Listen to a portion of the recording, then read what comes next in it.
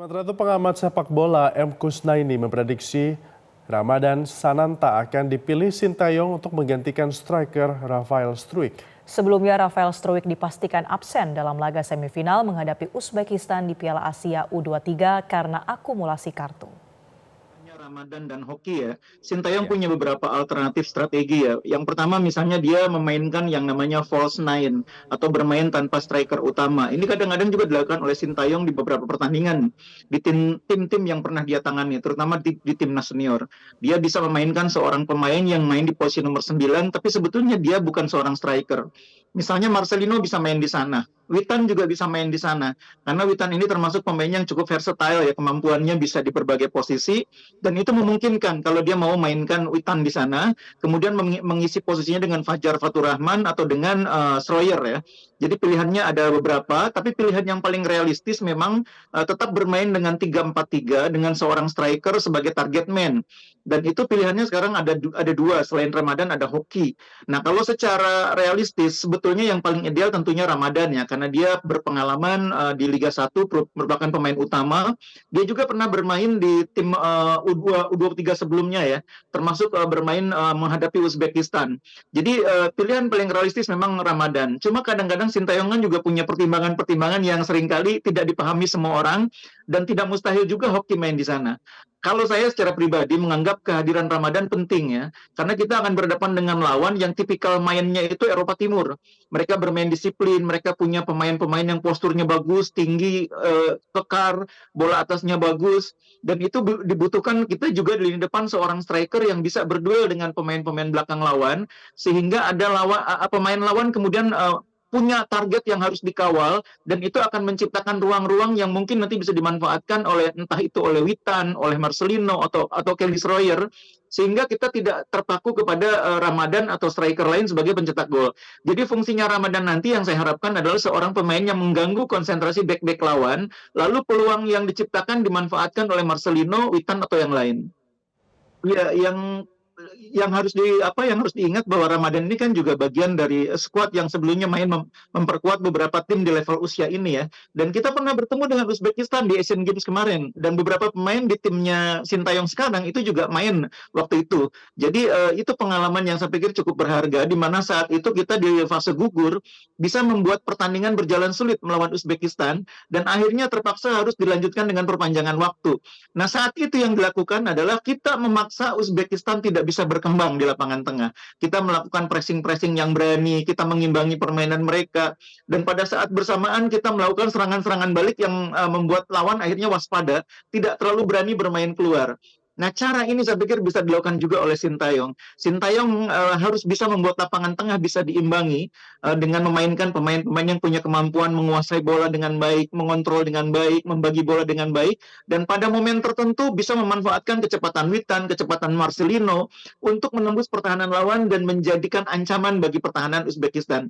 Jadi kalau main normal, mengikuti cara mainnya Uzbekistan, kita akan sulit. Uzbekistan ini tim yang matang ya. Tim yang sekarang berangkat ke Piala Asia U23 itu sebagian besar adalah tim yang kemarin merebut medali perunggu di Asian Games 2022. Ada Jalaloddinov, ada Kusanov, ada Norcaev, dan lain-lain yang semuanya main di Asian Games kemarin. Jadi tim ini sudah padu, sudah matang, dan sekarang ini merupakan puncak mereka sebelum mereka beranjak ke level di atasnya, level senior. Kemampuan mereka bermain di Eropa ya, pengalaman mereka bermain di Eropa dengan postur Eropa yang mereka punya, mereka akan memberikan sentuhan Eropa dalam permainan kita. Pemahaman tentang bagaimana menghadapi tim-tim Eropa. Karena seperti yang saya bilang tadi, Uzbekistan ini kan pecahan Uni Soviet. Jadi meskipun di Asia, tapi mainnya tuh rasa Eropa. Bermain dengan disiplin tinggi, dengan permainan yang tidak terlalu mengandalkan skill individu, tapi kerjasama tim, kolektivitas. Makanya kalau kita lihat dalam statistik, itu pemain yang mencetak gol di Uzbekistan tuh ada 10 orang itu. Jadi banyak sekali pemain yang bergantian mencetak gol. Yang paling produktif tuh Norcaev hanya 3 gol. Kemudian dari 21 pemain yang sudah diturunkan, 7 diantaranya pernah menjadi pemberi assist. Jadi mereka bisa saling menggantikan. Tidak ada pemain yang betul-betul digantikan. Tidak tergantikan, saling menggantikan, bisa menggunakan berbagai formasi, bisa menggunakan berbagai komposisi pemain, sering berganti-ganti komposisi pelatihnya, dan itu kelebihan mereka. Nah, tapi di sisi yang lain kelemahannya tim-tim seperti ini tidak punya pemain yang kalau timnya tertekan bisa mengangkat permainan tim. Meskipun mereka punya pemain yang bermain di beberapa klub besar ya, ada di Lens, ada di CSKA Moskow, tapi sebetulnya kualitasnya tidak terlalu istimewa secara individu.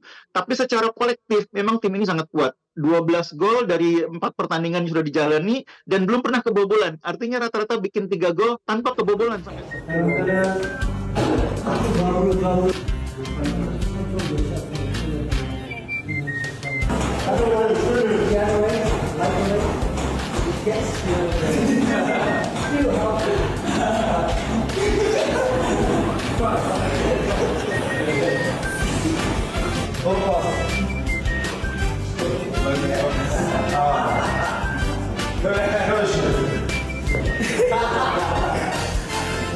Haus sekali.